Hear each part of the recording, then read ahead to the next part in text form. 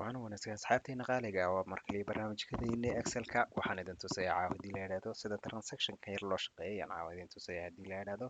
markaas la socdo wanaagsan marka hore table inaan ka dhigano weeyaan si uu qaab noogu yeesho tablekan halka kore waan iska yar hagaajisanaynaa waan ka yar duwanaynaa intan title-ka qaabkaygan ka yar duwanaynaa inta kale saasaan u shaqeynaynaa markaan waxaan sameynaynaa haddii la yiraahdo haddaan alaabtan kuwan macaamiishaadii weeyaan tusaale macaamiishan waa magacdii macaamiisha alaabtani ka iibsadeen cadad ahaan intaasay kaaga iibsadeen qiimihii mid walbaba hadduu mid walbaba kuu taagan yahay 1,200 2,000 2,000 ama 200 ba iska dheh 2,000 ba ka dhig 2,000 600 700 750 ba ka dhig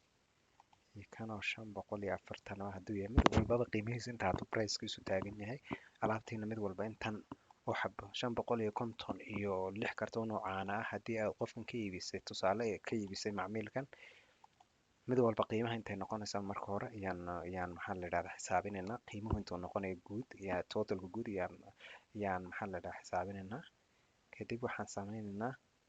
qiimaha koobaad ee maxaa la yiraahdaa qiimaha maahan quantity-ga ama cadadka alaabta aad iibisay ood ku dhufatay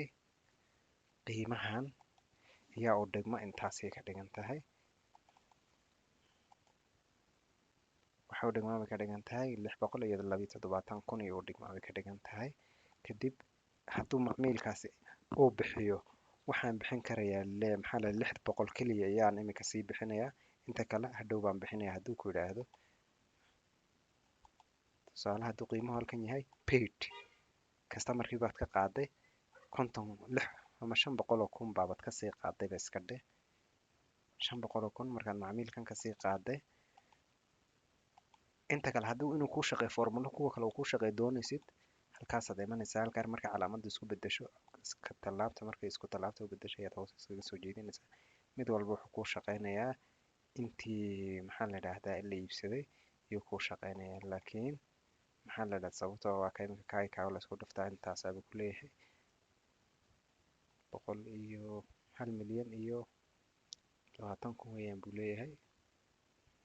maxaa la yiraahdaa xisaabta waan xisaabinaa haddii loo baahdo hadhow laakiin maxaa la yiraahdaa saasuu kugu xisaabinaya inta kale oo dhan saasuu kugu kan koobaad mar hadduu formulahan aad ku shaqaysatay oo kan oo lagu dhuftay kan iyo intaan aad tidhaahd halka yar baad imanaysaa hoos ba sidaas loogu jiidaya kadib saasuu noogu wada shaqeynaya tusaale haddii 50 kun uu bixiyey macmiilkan hadduu 50 kun bixiyey waxaad leedahay halkan equal to baad leedahay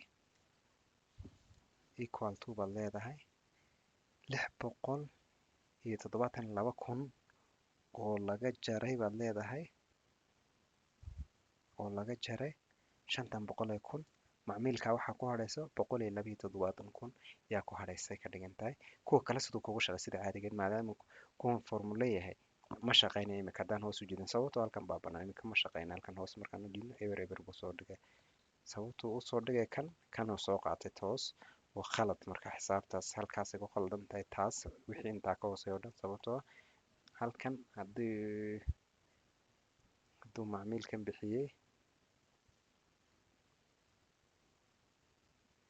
49 kun ba hadduu bixiyey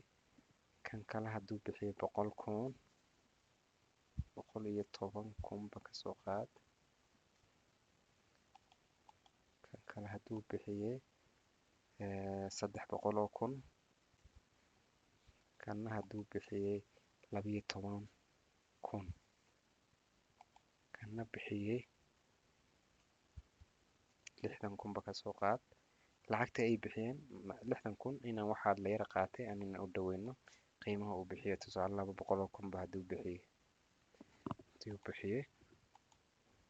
noo shaqee baan leenahay intan qiimihii guud u ahaa markii alaabta intaasoo alaaba mid walba qiimahan uu yahay oo halkan totalkii guud ee lacagtii pricekii guud uu yahay intan hadduu bixiyo intana kugu hadhayso intan halkaas markaa waa lacagihii kugu hadhay bay ka dhigan tahay saasaad usoo wada jiidaysaa tusaale inuu halkan kugu shaqay mid walba kanoo kan laga jaray kanoo kan laga jaraa kana buu ku leeyahay waa ka kuu sheegay inaa ina fahamtay maalmanay halkan waa alaabtii qiimaheegii weeyaan totalkii guudna waa kaas isugeyntii guud ama wadartii guud kadib halkaas macmiilku intanan hayaa iga sii qaad buu ku odhan karaa mararka qaar ilaan waa macmiil joogto oo berri kugu imaanaya intan ha iga sii qaad intan baa ku hadhaysa marka intii ku hadhi lahayd qaabkaad u xisaabin lahayd ayaa marka halka filowgeega idinku tusan marka totalkan marka la isku wada geeyo alaabtoodan oo dhan alaabtan macaamiisha ka iibisa oo dhan marka in